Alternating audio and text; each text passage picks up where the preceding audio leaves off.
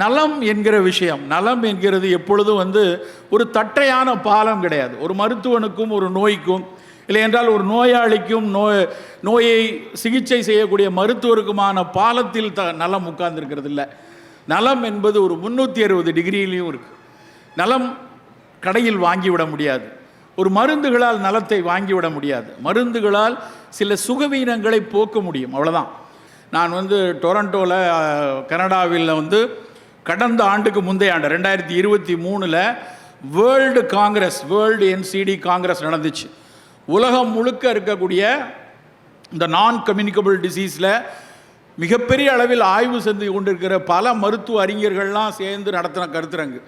எனக்கும் அதில் ஒரு அரங்கு ஆயுஷ் துறைக்கென ஒதுக்கப்பட்டுச்சு. அதில் சித்த மருத்துவம் சார்பாக பேசுவதற்காக நான் போயிருந்தேன்.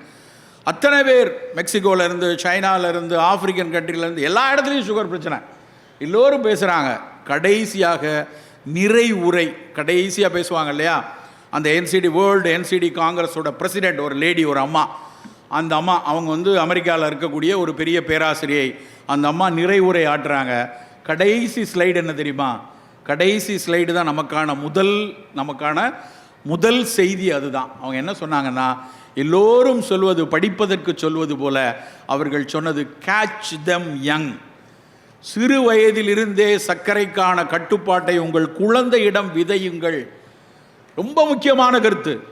சிறு வயதிலிருந்தே உங்களுக்கு இன்றைக்கி 10 வயசில் பையன் இருப்பான், 12 வயசில் பொம்பளை பிள்ளை இருக்கும். உங்கள் மனசெல்லாம் என்ன இருக்குன்னா, தலைகீழே நின்று தண்டி குடித்து தொங்கி நீட்டு படிக்க வைக்கணும், JEE படிக்க வைக்கணும்னு 24 மணி நேரம் அவனை படின்னு போட்டு மிதிச்சிட்டு இருப்போம். அதுக்கான ஸ்கூல்லேயே கொண்டு போய் சேர்ப்போம். நேற்று கூட எனக்கு ஒரு நண்பர் ஒருத்தர் எனக்கு அனுப்புகிறார். 5ஆம் கிளாஸ் படிக்க போகுது ஒரு பிள்ளை, 4ஆம் கிளாஸ்லேருந்து 5ஆம் கிளாஸ் போகுது. ஒரு பள்ளியில் இடம் வேணும், இதுக்கு யாராவது உங்களுக்கு தெரிந்தால் பரிந்துரை கொடுங்க அப்படின்னு கேட்குறாங்க. எதுக்கு கேட்குறாங்க தெரியுமா? 5ஆம் கிளாஸ் அந்த ஸ்கூலில் போயிட்டா 6லேருந்து நீட்டுக்கு படிக்க ஆரம்பிச்சிடலாம். நான் சொன்னேன், இந்த நீட்டுக்கு படித்து அவன் மருத்துவன் ஆவானான்னு தெரியாது, ஆனால் மனநோயாளி ஆவதற்கான வாய்ப்பு நிறைய இருக்குது, தயவு செய்து பண்ணாத. எனக்கு பரிந்துரை கேட்டு எனக்கு குறுஞ்செய்தி அனுப்புகிறாங்க. யார்கிட்டயாவது சொல்ல முடியுமா அவனை 5ஆம் கிளாஸ்? அதுக்காக நான் மருத்துவ நீட் படிக்கிறதா அப்படிலாம் சொல்லலை. படிங்க, அதுக்கு +1 +2 பாடத்தோடு சேர்ந்து அதுக்காக படித்து வரலாம். ஆனால் இந்த வியாதி இருக்கு இல்லையா, எப்படியாவது படிப்பை தவிர வேறு எந்த நீட்டு JEEன்னு பெருங்கூட்டம் முட்டிக்கொண்டே இருக்கிறது. நண்பர்கள், அவர்கள் எனக்கெல்லாம் ஒரு கவலை இருக்கிறது. அவங்கெல்லாம் இப்படி படித்து, எப்படி மருத்துவம் படித்து, எப்படி ஒரு மருத்துவத்திற்கான ஒரு 360 டிகிரியில் பார்க்க வேண்டிய சேவையை செய்வார்கள் என்று ஒரு பெரிய சந்தேகமே வருகிறது. சிறு வயதிலிருந்தே உங்கள் குழந்தைக்கு நீங்கள் செய்ய வேண்டிய முதலீடு உடல் நலம். நண்பர்களே, அந்த உடல் நலம் என்பது உள்ள நலமும் சேர்ந்த விஷயம். அந்த குழந்தை சின்ன வயசுலேருந்தே நல்லா ஆடி பாடி மகிழ்ந்து இருக்கக்கூடிய மனநிலையே முதல்ல உறுதி செய்யணும். என் பையன் யார்கிட்டையுமே பேச மாட்டான், அவன் உண்டு, அவன் வேலை உண்டு இருப்பான்னா அங்கேயே பிரச்சனை இருக்குன்னு அர்த்தம். அவன் யார் பேச்சையும் கேட்காம திரிகிறான், ஓடுறான், ஆடுறான்னா கொஞ்சம் சந்தோஷமாக இருக்கலாம். சரி, அந்த பையன் பிழைச்சிக்கிறதுக்கான வாய்ப்பு நிறைய இருக்குது அப்படின்னு. அப்புறம் பல பேர் பார்த்தீங்கன்னா எந்த நேரமும் இந்த ஃபோனை வச்சுக்கிட்டு, அன்றைக்கி நான் ஒருத்தர் வீட்டுக்கு போகிறேன், அந்த வீட்டில் போய் அவர்கிட்ட சுந்தர் எங்கே அப்படின்னு, அவன் வீட்டு சின்ன பையன், அவனை பார்க்கணுன்னு ஆசையாக இருந்துச்சு. சுந்தர் எங்கே அப்படின்னா அவங்க அம்மா அப்பா அப்படியே, சுந்தர் எங்கே, அங்கே தானே இருந்தான், இங்கே தானே இருக்கான் அப்படின்னு டக்குன்னு அவங்க அம்மா ஃபோன் எடுக்காங்க. அவன் ஆன்லைனில் தான் இருக்கான். என்ன பதில் இது? அவன் வெளியே விளையாண்டுட்டு இருக்கான், மாமா வீட்டுக்கு போயிருக்கான், மெத்தையில் இருக்கான் அப்படி சொல்லலாம். ஆன்லைனில் இருக்கான். இப்போ ஆன்லைனில் இருக்கானா பெண் லைனில் இருக்கானான்னு தெரியாது, அதுக்கப்புறம் தான் கண்டுபிடிக்கணும். ஆனால் இப்படியான ஒரு சமூகம் உருவாவதை நாம் பார்த்து கொண்டே இருக்கோம். ஒரு சில விஷயங்கள் நம்மோடு புழங்குவது ரொம்ப வேதனையாக இருக்குது. நான் 15 நாட்களுக்கு முன்னாடி ஜப்பான் போகிறேன். ஜப்பானில் நமக்கு தெரியும், இந்த செல்ஃபோனை கண்டுபிடிச்சவனுங்களே அவனு தான். அவ்வளோ பேர் வீட்டையும் செல்ஃபோன் இருக்குது, எல்லாம் இருக்குது. நான் இந்த அப்படியே டோக்கியோவிலேருந்து ஹிரோஷிமா போகிறதுக்கான புல்லட் ரயிலில் போகிறதுக்கு ரொம்ப பரவசத்தோடு, கரெக்டாக போகணும், கரெக்டாக ஏறணும், 350 கிலோமீட்டர் ஸ்பீடில் போகுதுன்னு ஒரு பயங்கர பரவசத்தில் என்கிட்ட நிறைய பேர்கிட்ட கேட்டுக்கிறேன். இங்கே இந்தியாவிலே அதுக்கு டிக்கெட் எடுத்தாச்சு, அதை கரெக்டாக ஏறிடணும், அந்த ட்ரெயின் தானே. ஏன்னா அங்கெல்லாம் என் ஃபோன்லேயே எப்படி சொல்கிறாங்கங்கிறீங்க, 9:04 வீட்டை விட்டு வெளியே வந்துருங்க சார், 9:07 வண்டி வரும், 10:12 நீங்கள் அங்கே போய் இறங்கிடுவீங்க, 10:14 ஸ்டேஷன், இப்படி தான் பேசுகிறாங்க. எல்லாமே நிமிடங்களில் பேசுகிறாங்க. எங்கே விட்டுருவோமோ அப்படின்னு நினச்சி நம்ம எப்போவுமே 15 நிமிஷம் முன்னாடி போயிடுவோம் இல்லையா? 15 நிமிஷம் முன்னாடி போனால் எல்லா ட்ரெயினும் அதே இதில் தான் போட்டு போகிறான். ஆனால் நம்ம ட்ரெயினான்னு தெரில, நம்பரை பார்த்துக்கோங்கிறான். எல்லாம் நிமிடங்களில் கிளக்கிறது. சரி சரியாக போய் அந்த கரெக்டாக ஹிரோஷிமா போகிற ரயிலை பார்த்து ஏறி உட்கார்ந்தவுடனே நம்ம என்ன செய்வோம், கரெக்டாக ஏறிட்டேன்னு ஃபோனை எடுப்போம்ல. ஃபோனை எடுத்த உடனே பக்கத்து சீட்டில் இருக்கக்கூடிய ஜப்பானியர் சொல்லார், சார் நோ, ரயிலில் நீங்கள் தொலைபேசியில் பேசக்கூடாது. ஒட்டுமொத்த ரயிலில் மொத்தமாக 300 பேர் இருக்கிறார்கள், ஒருத்தர் கூட பேசவில்லை நண்பர்களை ஃபோனில். வேணுமெனால் நீ செய்தி அனுப்பிக்கொள், ஏதாவது செய்தி அனுப்பினா அனுப்பிக்கலாம், ஆனால் எவரும் பேசக்கூடாது. நீங்கள் திருவள்ளூர்லேருந்து அரக்கோணம் பஸ்ஸில் ஏறிடுங்களேன், உங்கள் பக்கத்து சீட்டில் இருக்கவன் பரம்பரையவே நம்ம கண்டுபிடிச்சிடலாம். மச்சான் எங்கே போகிற, பெரியம்மா என்ன பண்ணார், 1C வச்சுருக்கியா, பேசிட்டே வருவான். பக்கத்தில் யார் இருக்கான் எவன் இருக்கான் ஒன்றும் தெரியாது. தொலைபேசியை கண்டுபிடித்தவர்கள், அலைபேசியை கண்டுபிடித்தவர்கள் அமைதியாக அங்கே சென்று கொண்டிருக்கிறார்கள். ஒரு 150 கோடிக்கு 300 கோடி ஃபோனை வச்சுட்டு திரிகிற நாம் பண்ணுற அலப்பற பெரியாது. இதெல்லாம் நோய்க்கான காரணம். இது எப்படி சார் நோய்க்கு காரணம்? அதெல்லாம் அறிவியல் கண்டுபிடிச்சா நேரடியாக நோய் தரணும்னு அவசியம் இல்லை, ஆனால் உளவியல் ரீதியாக பிரச்சனையை கொடுக்கும். ஒரு பையன் ஃபோன்லேயே இருக்கிறான், ஃபோனில் தான் வீடியோ கேம் விளையாடுறான் அப்படின்னா அவனுடைய உடல் பயிற்சி இல்லாமல் போயிடும். அந்த உடல் பயிற்சி இருக்காது, அவன் உள்ளம் எப்படி இருக்கும்? இதே மாதிரி தான் ஒரு விமான நிலையத்தில் பல படிப்பினைகள் நமக்கு வருது. துபாய் விமான நிலையத்தில் ஃபோனுக்கு சார்ஜர் போட முடியல, எங்கேயாவது கிடைக்கா தேடி தேடி பார்த்தா அங்கே ஒரு இடத்தையும் கண்டுபிடிக்கல. அந்த ப்ளே ஸ்டேஷன்னு சொல்லுவாங்க இல்லையா, நிறைய சின்ன பிள்ளைகள் விளையாடுறதுக்கான ஒரு பெரிய கம்ப்யூட்டர் ஃபோனெல்லாம் வச்சு பெருசாக ப்ளே ஸ்டேஷன் இருக்குது. அங்கே ஒரு இடத்துல சொருகி போய் போட்டுக்கலாம் அப்படின்னு இடம் தெரிஞ்சு என் ஃபோனை தூக்கிட்டு போய் அங்கே போய் போடுறதுக்காக போகிறேன். அப்போ தான் நான் முதல்ல இந்த பிள்ளைகள் விளையாடுற வீடியோ கேம் அங்கே ஏகப்பட்ட பிள்ளைகள் விளையாடுது. 80% குழந்தைகள் இந்திய குழந்தைகள், எல்லா பிள்ளைகளும் விளையாடு. என்னடா அப்படி விளையாடுறான்னு பார்த்தேன். அவன் பெரிய பெரிய ஸ்க்ரீனில் 2 பசங்களாக உட்காந்துருக்கானு. அதில் அது ஒரு சாமுராய், அந்த ஜப்பானிய சாமுராய் விளையாட்டு. அவனை வெட்டிடு, அவனை கொன்று, அப்படியே ஓடிப்போ, இவன் வயிற்றில் சொருகிரு, இவனை வெட்டிடு, இப்படியே வேகமாக போனேன்னா அங்கேருந்து தாவு, அங்கே ஒரு தரப்பா அவனை வெட்டிடு, இப்படி தான் பேசிகிட்டு இருக்காங்க. இதான் விளையாட்டு. எனக்கு ஒரு மனத்தில் என்ன தோன்றுதுன்னா, இப்படி கொல்லு, வெட்டு, அடி, கையை வெட்டு, காலை வெட்டு, குதிரையை ஓட அப்படின்னு சொல்லவரோட குழந்தையினுடைய மனநிலை எப்படி இருக்கும்? அந்த மனநிலை எப்படி பக்குவப்படும்? எங்கேயாவது நம்முடைய ஆசிரியர்கள், நம்முடைய பள்ளி ஆசிரியர்கள் எங்கேயாவது இப்படி சொல்லி கொடுத்துருப்பாங்களா? ஒரு கடுஞ்சொல் பேசுவதையே மிக கடினமாக கடிந்த ஒரு ஆசிரியர் சமூகம் வளர்த்த பையன்தான் நான். ஆனால் இன்னைக்கு ஒரு கொலைவெறியை விளையாட்டாக பார்த்து கொள்ளக்கூடிய பெற்றோர்கள் இருக்கக்கூடிய சமூகத்தில் இருப்பது எப்படி உடல் நலத்தை கொடுக்கும்? நலம் என்பது வெறுமன உடலை அப்படியே ரொம்ப 6 பேக் வச்சுக்கிறேன், இல்லைனா 0 சைஸ் இடுப்பு வச்சுருக்கேன், பொம்பளை பிள்ளைகள் அடிக்கடி சொல்லிகிட்டு இருக்கிற வார்த்தை, அதிலெல்லாம் உடல் நலம் இல்லை. அதை தாண்டி உள்ளம் மிகச்சரியாக இருக்கணும். அந்த உள்ளம் சரியாக இருக்கும்போது தான் உங்களுடைய அத்தனை தேர்வுகளும் சரியாக இருக்கணும். என்னென்ன தேர்வுகள் வேணும்?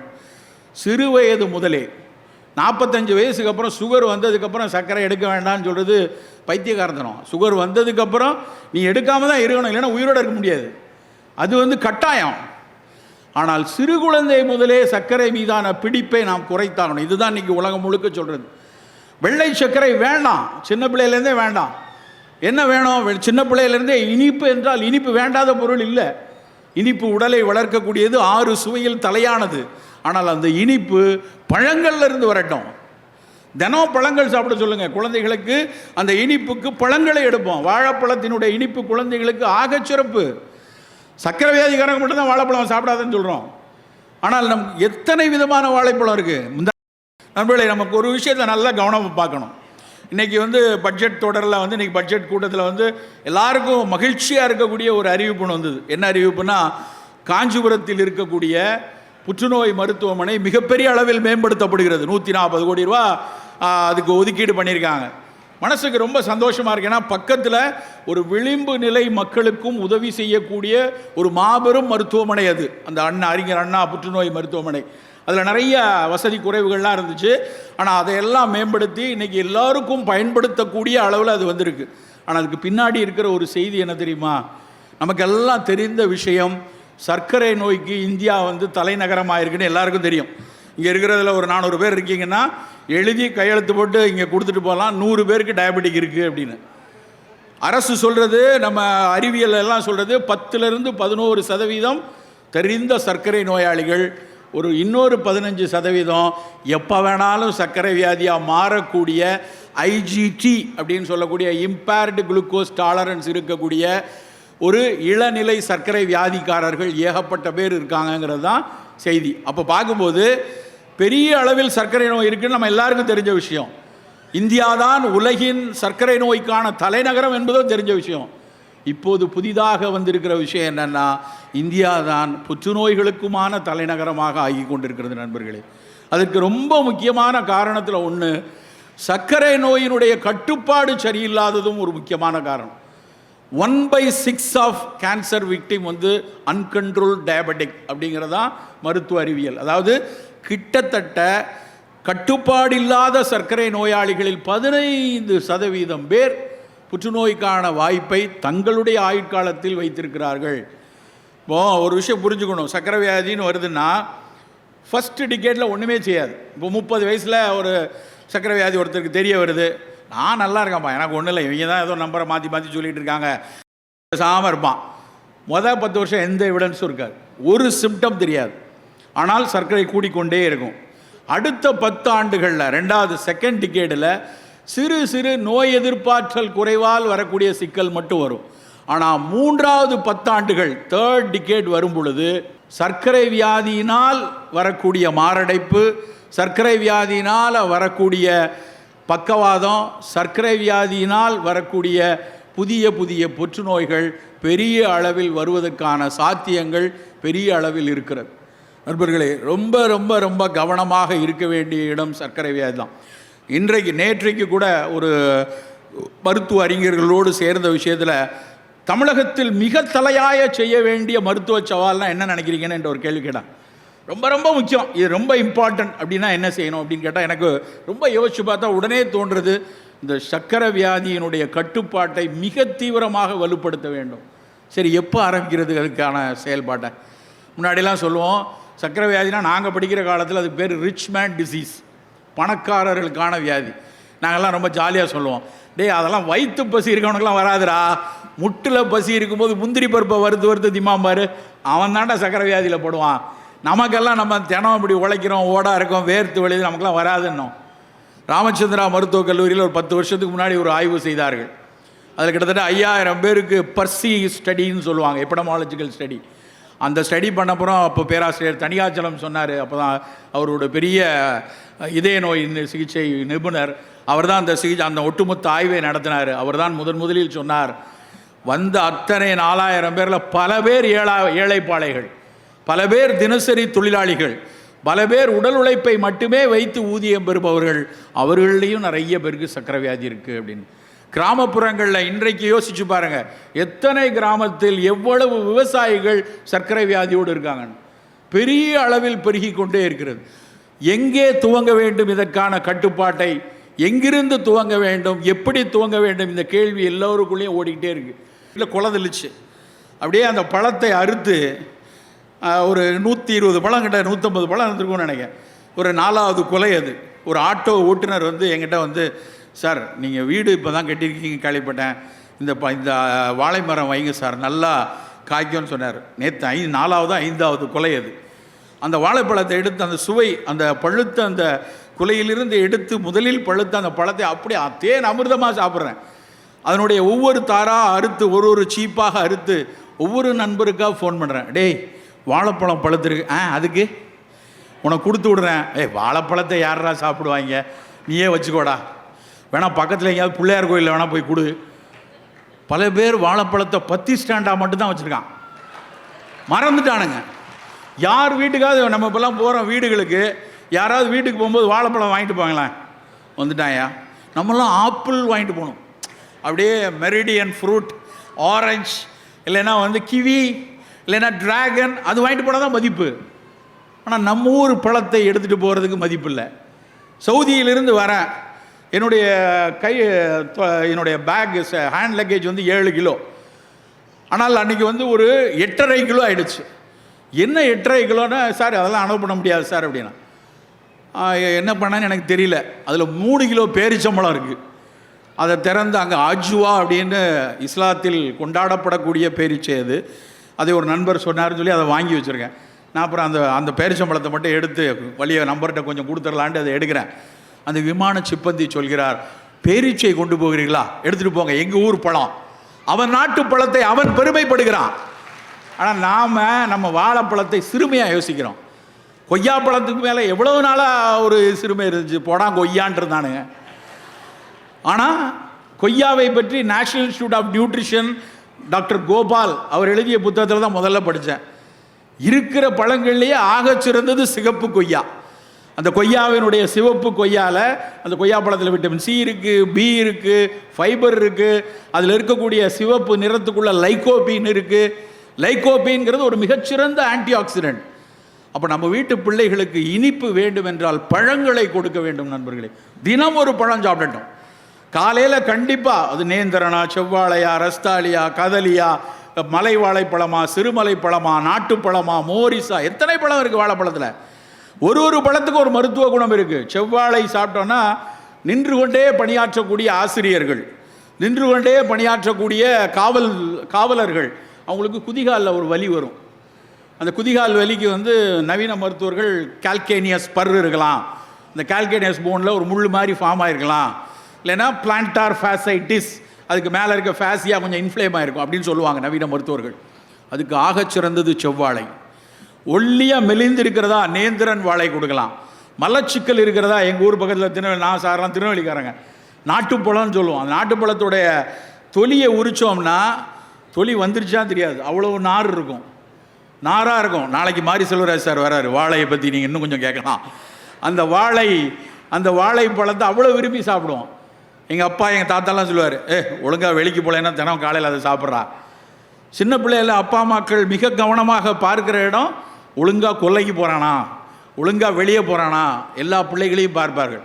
இப்போ பல பேர் வீட்டில் கேட்டால் அவன் வரும்போது போய்க்குவான். எப்போ வரும் சார்? அது 2 நாளைக்கு ஒருக்க எப்படி வந்துடும் சார்? அது என்ன போஸ்டா, டிஹெச்எல் கொரியரா? தினம் கழிக்கணும்டா. மலம் என்பது தினம் கழித்து வெளியே தள்ளக்கூடிய ஒரு பொருள். அதனால தான் அதுக்கு பேர் காலை கடன். கடன் உள்ளே வச்சா வட்டிக்கு மேலே வட்டி வரும். பல பிள்ளைகள், சிறு பிள்ளைகள் காலையில் மலம் கழிக்கிறதுல. வாழைப்பழம் கொடுங்க, காலையில் வாழைப்பழம் சாப்பிட்டாலே போதும். நிறைய பேர் ராத்திரியில் சாப்பிடணும்னு நினைக்கிறாங்க, அப்படிலாம் இல்லை. காலையில் வாழைப்பழத்தை முதல் உணவாக எடுத்துக்கொள்ளுங்கள். தினம் மலம் நல்லா கழியக்கூடிய தன்மை இருக்கும். ஸோ இனிப்பு என்றால் பழங்களை சிறு வயதிலிருந்து கொடுங்க. மற்ற 6 சுவைகளும் இருக்கணும். எல்லா சுவைகளும் நல்லது தான். கசப்பு, துவர்ப்பு, புளிப்பு, உப்பு, கார்ப்பு, 6 சுவை இருக்கணும். இந்த 6 சுவைங்கிறது வெறும் நாக்கில் தெரிகிற ஒரு உணவை எடுக்கணுமா வேணுமான்னு சொல்லக்கூடிய வெறும் இண்டிகேட்டர் இல்லை. அந்த சுவை, ஒவ்வொரு சுவைக்கு பின்னாடியும் மருத்துவ குணம் இருக்கிறது நண்பர்களே. அசிடிட்டி இருக்குது, புளிப்பு இருக்குது அப்படின்னா அந்த புளிப்புக்கு பின்னாடி சிட்ரிக் ஆசிட் இருக்கலாம், ஆக்சாலிக் ஆசிட் இருக்கலாம், டாட்டாரிக் ஆசிட் இருக்கலாம், ஹைட்ராக்சி சிட்ரிக் ஆசிட் இருக்கலாம். இந்த ஒரு அமிலங்களும் தான் உள்ளே போய் பல நொதிகளை உள்ளே உட்கிரகிப்பதற்கு வேலை செய்யும். ஸோ ஒவ்வொரு நாளும் ஒரு விதமான புளிப்பில் நம்ம எடுத்துக்கலாம். தினம் புளியை கரைக்கணும்னு அவசியம் இல்லை. ஒரு நாள் தக்காளி பழத்தில் சாப்பிடுங்க, ஒரு நாள் எலுமிச்சம் பழத்தில் சாப்பிடுங்க. அப்படி புளி, வேறுபட்ட புளி, குடம்புளின்னு ஒன்று இருக்குது. எத்தனை பேருக்கு தெரியும் தெரியல. குடம்புளிங்கிறது மீனை சமைக்கிறதுக்கு கேரளத்தில் பயன்படுத்துவாங்க. இங்கே கொங்கன் ஏரியா இருக்கு இல்லையா, மலபார் கொங்கன் ஏரியா, அங்கெல்லாம் அந்த குடம்புளி பயன்படுத்துவாங்க. குடம்புளியில் இருக்கிறது ஹைட்ராக்சி சிட்ரிக் ஆசிட். ரொம்ப முக்கியமான விஷயம் என்னென்னா, அது ஒன்று தான் கொழுப்பை கரைக்கக்கூடியது. ஃபேட் பர்னருங்கிறான். அடிப்போஸில் ஃபேட் இருந்தாலும் சரி, உடம்புல இருக்க கொழுப்பை கரைக்கக்கூடியது அந்த குடம்புளி. அதை பயன்படுத்தணும். அப்போது சிறு வயதிலிருந்தே எடுக்கக்கூடிய முனைப்பில் முதல் விஷயம் இனிப்பை நேரடி வெள்ளை சர்க்கரை இல்லாமல் பழங்களிலிருந்து எடுத்துக்கொள்வோம். அதுக்கு மேலே வேணும்னா கொஞ்சம் நாட்டு சர்க்கரை, கொஞ்சம் போல் கரும்பு வெல்லம், கொஞ்சம் போல் பனங்கருப்பட்டி, கொஞ்சம் தேன் பயன்படுத்தி கொள்ளலாம் குழந்தைகளை பொறுத்த வரைக்கும். நமக்கு முன்னால் இருக்கக்கூடிய நலச்சவால்கள் அப்படின்னு பார்த்திங்கன்னா, நம் இந்த தலைமுறையில் நிறைய சிக்கலான நலச்சவால்களை பார்க்குறோம். நமக்கு முந்தைய தலைமுறை, நமக்கு ஒரு 50 வருஷம் முன்னாடி இருந்தவங்க கோவிடை பார்க்கலை. நமக்கு முன்னால் இருந்த தலைமுறை சுனாமியை பார்க்கவில்லை. ஆனால் நாம் இந்த 2 பேரழிவுகளையும் நம்ம பக்கத்தில் இருந்து பார்த்தோம். இந்த 2 பேரழிவுகளும் பெரிய அளவில் சில கற்பிதங்களை நமக்கு கொடுத்துட்டு போயிருக்கு. அந்த கற்பிதங்களை அந்த காலத்தில் அதிகம் பேசி கொண்டிருந்தோம். சுனாமி வந்தபோது எல்லாரும் பேசின விஷயம் சுற்றுச்சூழலில் கொஞ்சம் பாதுகாப்பாக இருக்கணும்ப்பா, நம்ம விளையாட்டு இல்லை, ஒரு நிமிஷம் நினச்சதுன்னா ஒரு 2 லட்சம் பேரை கவிட்டு போயிடுச்சு அப்படின்னு சுனாமி காலத்தில் பேசி கொண்டிருந்தோம். அதே மாதிரி கோவிட் காலத்தில் வந்தபோது அந்த 2 ஆண்டுகளில் இருந்த நெருக்கடி, 2 ஆண்டுகள் நம்ம முகமுடியை போட்டுட்டு தெரிந்தது. எங்கேயும் இப்படியான கூட்டங்கள் நடத்த முடியாத ஒரு சூழல் இருந்தபோது சூழலை பற்றி மிகப்பெரிய அளவில் மனதில் புரிதல் வந்துச்சு. அதுக்கு கொஞ்சம் முன்னாடி அந்த கோவிட் வருவதற்கு ஒரு 2 ஆண்டுகளுக்கு முன்னாடி 2017-18 ஒரு புத்தகம் வந்தது, ஸ்பில் ஓவர் அப்படின்னு ஒரு ஆங்கில புத்தகம். அந்த ஸ்பில் ஓவருங்கிற புத்தகம் நிறைய சுற்றுச்சூழல் ஆர்வம் உள்ளவங்கள்லாம் நிறைய அதை பரிந்துரைத்து ஒரு பெஸ்ட் செல்லராக உலகம் முழுக்க பெரிய அளவில் போச்சு. அந்த புத்தகம் அதனுடைய முதல் கட்டுரை என்னன்னா, ஹென்ட்ரா அப்படிங்கிற முதல் வைரஸ், ஜூனோசிஸ் வைரஸை அந்த புத்தகத்தில் முதல்ல எழுதுகிறாங்க. அதாவது நமக்கு போலியோ தெரியும், நமக்கு அம்மை தெரியும், இதெல்லாம் வைரஸில் வந்தது தான். அதுக்கும் கோவிடுக்கும் என்ன வித்தியாசம்? அவையெல்லாம் தன் உருவை மாற்றிக்கொள்றதில்லை. அந்த வைரஸ் வரும், ஒரு தடவை தொற்று பெற்றோன்னா அதுக்கப்புறம் போயிடும். அது ஒரு செல்ஃப் லிமிட்டிங்காக இருந்துச்சு. ஆனால் கோவிட் உள்ளே போகிறது மட்டும் இல்லாமல் தினம் தினம் தன் உருவை மாற்றிக்கொண்டே இருந்துச்சு. இந்த மாதிரி உருவை மாற்றிக்கொண்டே இருக்கக்கூடிய வைரஸ்கள் விலங்கு வழியாக மனிதனுக்குள் வருவதை ஜூனோட்டிக் வைரஸ் அப்படின்னு சொன்னாங்க. அப்படியாக வந்த முதல் வைரஸ் ஹென்ட்ரா அப்படின்னு அந்த ஸ்பில் ஓவர் புத்தகத்தில் அழகாக எழுதியிருப்பாங்க.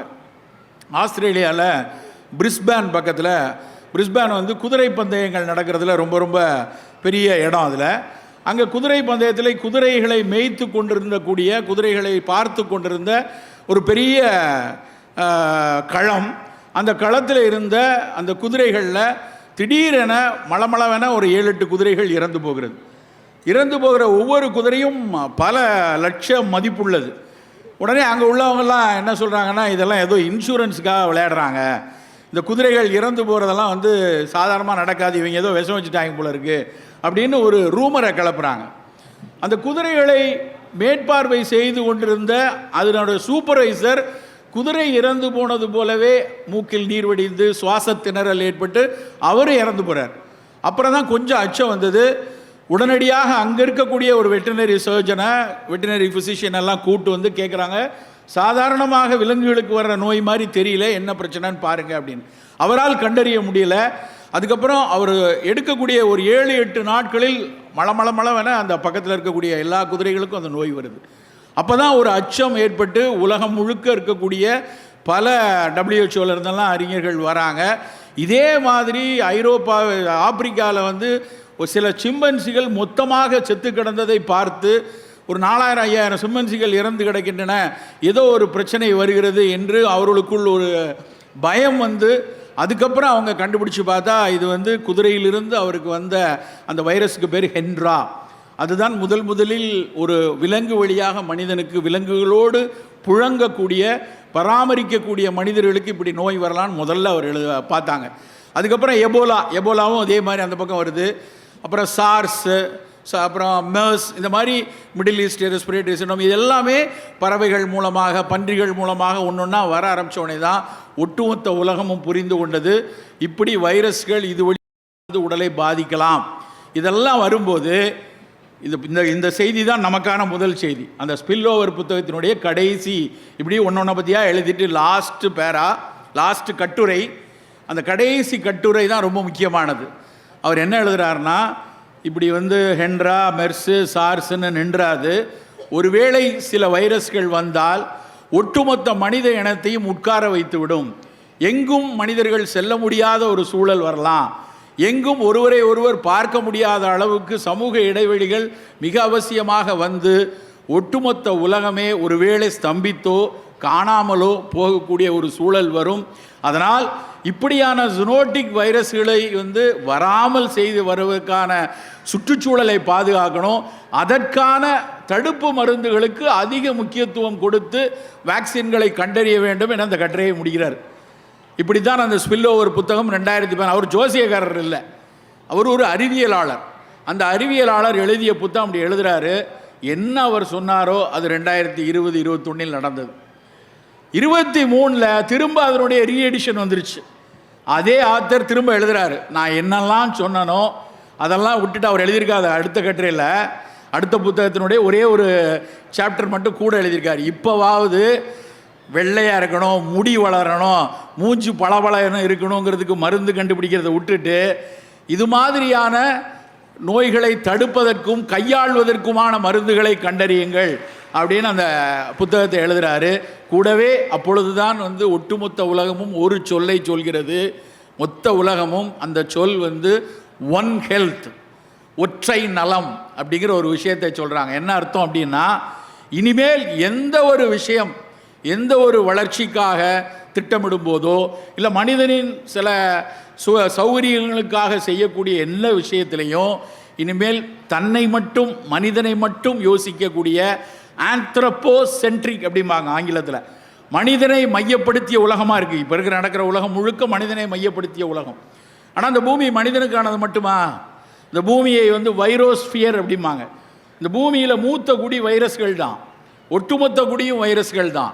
அந்த வைரஸ்களுக்கு எப்போதெல்லாம் ஒரு சின்ன சின்ன சிக்கல்கள் வருகிறதோ, அவற்றிற்கு சிதைவுகள் வருகிறதோ, அப்போ திரும்ப அவை தன்னை பாதுகாத்து கொள்ள அவை ஏதாவது ஒரு செயல்பாட்டை செய்கிறது. நல்லா யோசிச்சு பாருங்களேன்.